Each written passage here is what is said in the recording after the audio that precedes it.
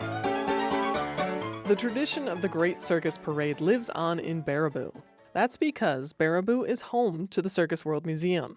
It boasts the largest collection of circus wagons in the world. You can see over 260 of them on a visit, along with other historical artifacts and daily live performances. To learn more about the Circus World Museum and to help you plan a trip to the Baraboo area, Lake Effect's Becky Mortensen is joined by Scott O'Donnell, the director of Circus World, along with Amanda Weibel, the communications officer with Travel Wisconsin. So let's start at the beginning in 1959 when Circus World Museum opened. What was the motivation or reason for opening this museum, and why Baraboo, Wisconsin? So in 1959, by that point, a young gentleman at the tender age of 93 by the name of John M. Kelly had taken on a personal mission to celebrate the amazing circus heritage and history of the great state of Wisconsin. He had been the personal attorney of the Ringling Brothers for their formative years here in the Baraboo community. And knowing that over 100 circuses had come from this great state, he felt that it was worthy of celebrating that history and heritage and all the timeless traditions that go along with the circus. So he began communicating with the Wisconsin Historical Society, and there was great debate on where Circus World would be located.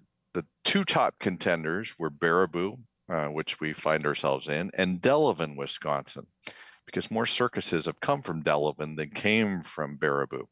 The deciding factor for Baraboo is because of a couple of factors, one being the still existence of the original winter quarter buildings that the Ringling Brothers dreamt, built, conceived, and exported to the world, the greatest show on earth. Those buildings still existed here, and they became National Historic Landmark buildings. Also because of the Ringling name, arguably still to this day, the most recognizable American circus name is Ringling Brothers Barnum and Bailey Circus. And all of those shows have their origin here in the state of Wisconsin. The Barnum show starts in Delavan, Wisconsin, even though he was Bridgeport, Connecticut based. His show starts here. Arguably, he didn't look like Hugh Jackman did in The Greatest Showman. It was sort of the twilight of his life that he starts his entry into the circus business. But the Ringling Brothers from here in Baraboo really capture the world, and they become the largest circus and entertainment impresarios that the world had ever known up until that time. So the decision was made to open Circus World here in Baraboo on July 1st, 1959, and we just celebrated our 64th anniversary, and I think we look better than ever at 64. Yeah, the museum has grown and changed over the last 64 years. So what can people do and see at the museum now? So we have changed a little bit. We opened with 2 acres and 6 wagons. Now we're 64 acres, and we have 265 wagons in our collection, including 7 National Historic Landmark buildings that are filled with wonderful exhibits, immersive exhibits on the history and heritage of the circus for all of our guests to explore. Then during the summer season, we have live programmatic elements that we feature here on a daily basis. 2 big top shows a day, an antique musical instrument show that this year we call the Dinky Doo Musical Review. Kids World Circus, where through the power of play and imagination, kids get to dress up and put on their very own circus performance. We also have guided wagon tours and trunk tales this year, where you can learn all things elephants. Think about it like the Cliff Notes of elephants, Elephant 101, if you will.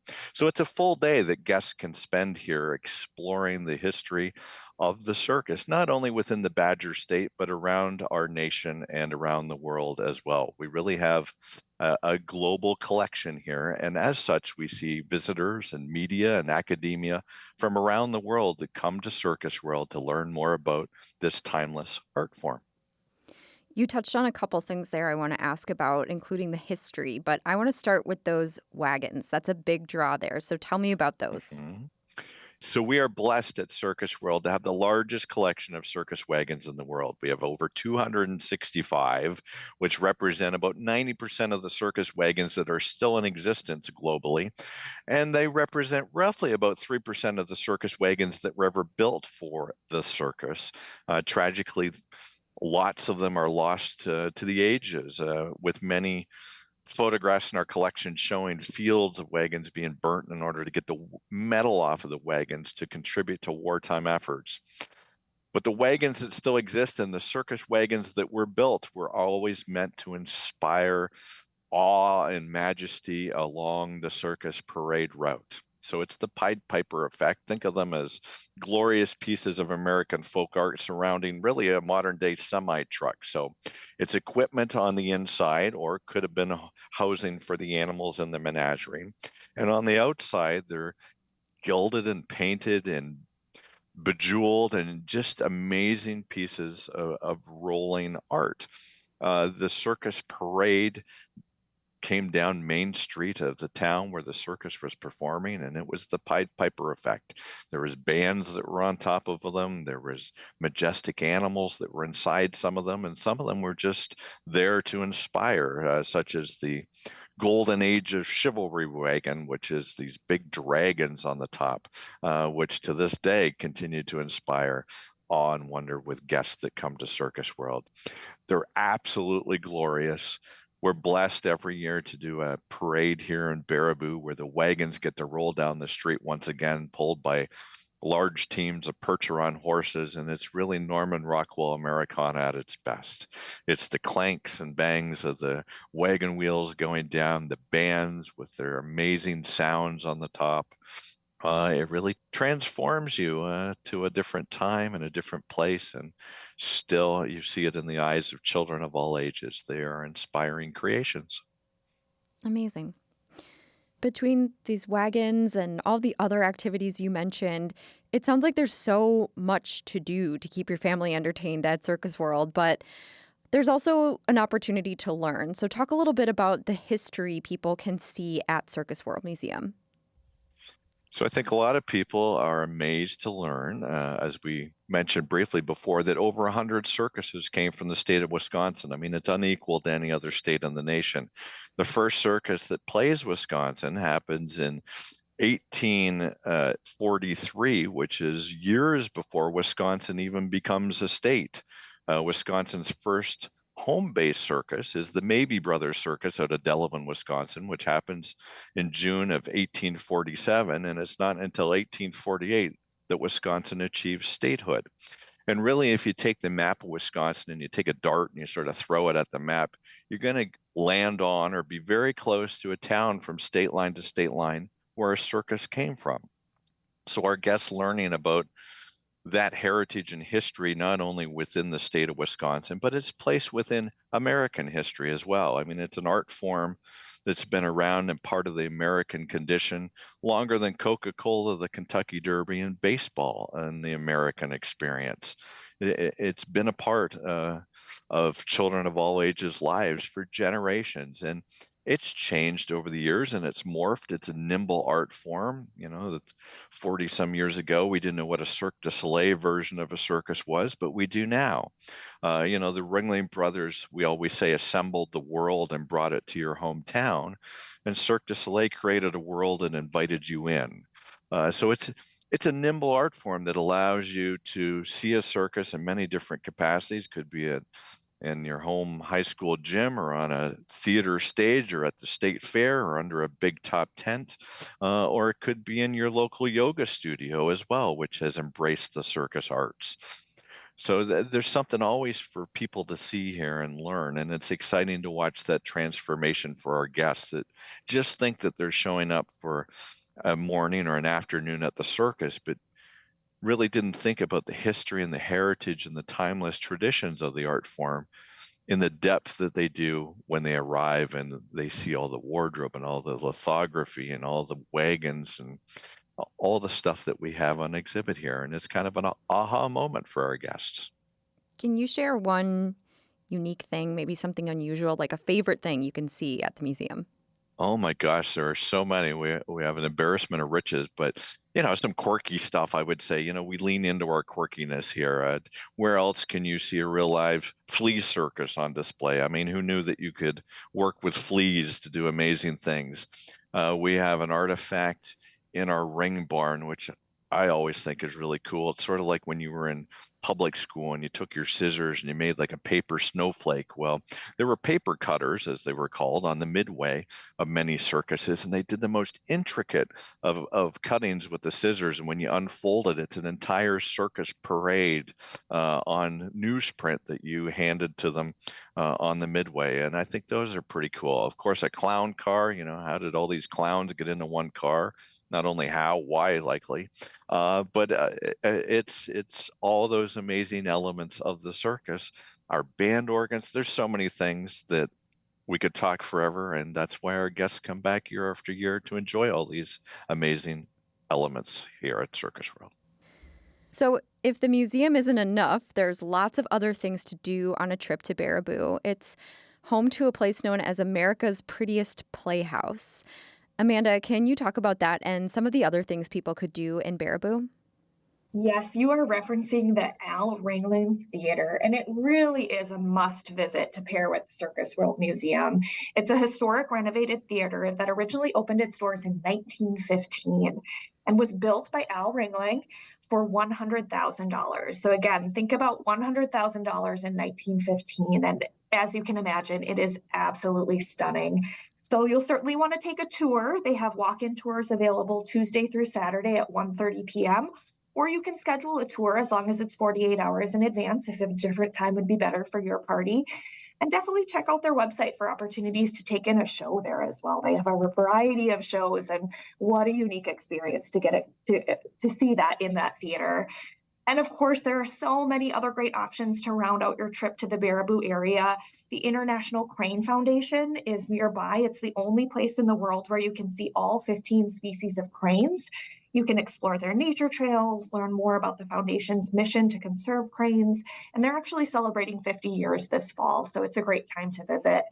You'll also want to build some time in your itinerary to explore the gorgeous natural scenery around Baraboo. Of course, you're probably familiar with Devil's Lake State Park, which is a fantastic park, but take a chance to visit one of those lesser known areas as well.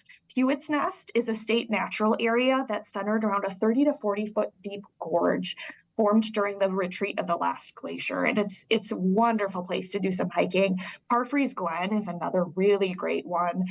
They have these moss-covered sandstone and quartzite cliffs inside a cool and shaded gorge. Very fun to check out. And make your road trip a little bit more unique too. And take the scenic route. You can actually ride on the Merrimack Ferry on the way to or from Circus World. The ferry carries vehicles traveling on Highway 113 across the Wisconsin River just south of Baraboo. It's a 7-minute ferry ride, and it's the only free ferry in Wisconsin.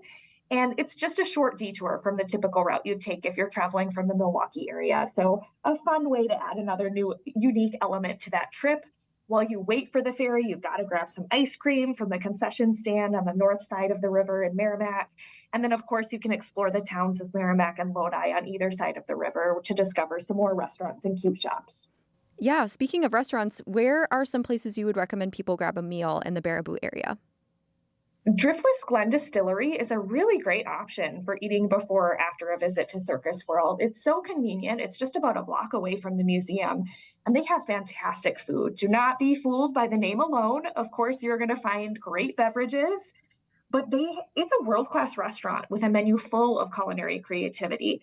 They have elevated pub-style sandwiches. Their pulled pork sandwich is smothered in a barbecue sauce made with the distillery's bourbon. And the entrees are really fine dining quality dishes, such as the seared scallops and balsamic grilled portobellos. Another great option is Jose's Authentic Mexican Restaurant. This is just a short drive from downtown, and Jose's prepares authentic dishes cooked to perfection. So you're going to find a generous menu with all of your favorites: enchiladas, fajitas, burritos, dinner entrees featuring ingredients like spiral cut al pastor pork, carne asada, and ranchero sauce, and so much more. There's so much you can do in Baraboo. There's a lot to pack in. So maybe if people want to make a weekend out of it or like a week-long trip out of it, where are some places they could stay? It's definitely a good idea to extend your stay because, as we've been discussing, there's so much to see and take in. And there are a lot of great lodging options ranging from public and private campgrounds to hotels and resorts. A great camping option is the Fox Hill RV Resort and Campground. It's between Baraboo and the Wisconsin Dells. And the campground has spaces for RVs and tent campers, but they also have modern, comfortable cabins that you can rent. And you'll find a range of on site activities to keep busy. They have a large swimming pond, bocce ball, disc golf, dog friendly nature trails, and much more. If you want to stay indoors, Willowwood Inn is just south of Baraboo, and they offer a boutique vintage vibe. The property is mid-century, mom and pop motor court. All of the rooms are really cleverly decorated in different themes like gone fishing, tiki, and out west. So you'll really discover a feeling of nostalgia while staying there. It is very popular. Willowwood Inn is booked up on most summer weekends, so you might want to look at visiting either during a weekday or keep that in mind for an off-season trip as well.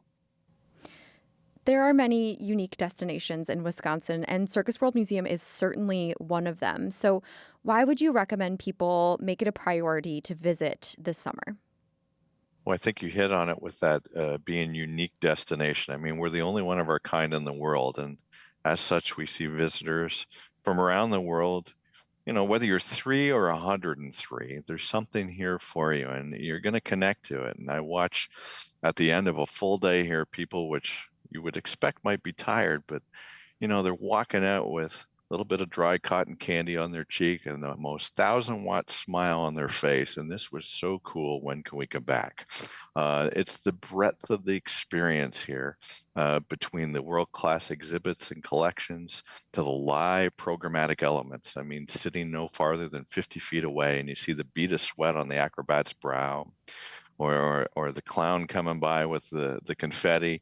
It's a sight for the senses. It's sights and sounds and smells and tastes that only you can have at the circus, and it's worth running away for a day and connecting to that amazing and stupendous history and celebration. I love all of those examples of how there really is just something for everyone.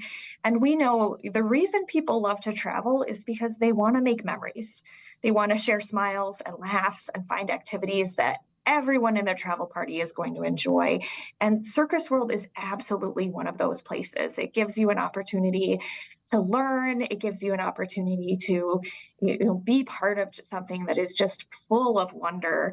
And I also think everyone loves a good origin story. We love learning about where something all began. There's that piece of nostalgia if it's been part of your childhood, or that wonder if you're experiencing it for the first time. And we're so lucky to have all of that history at Circus World right here in Wisconsin. It's so unique.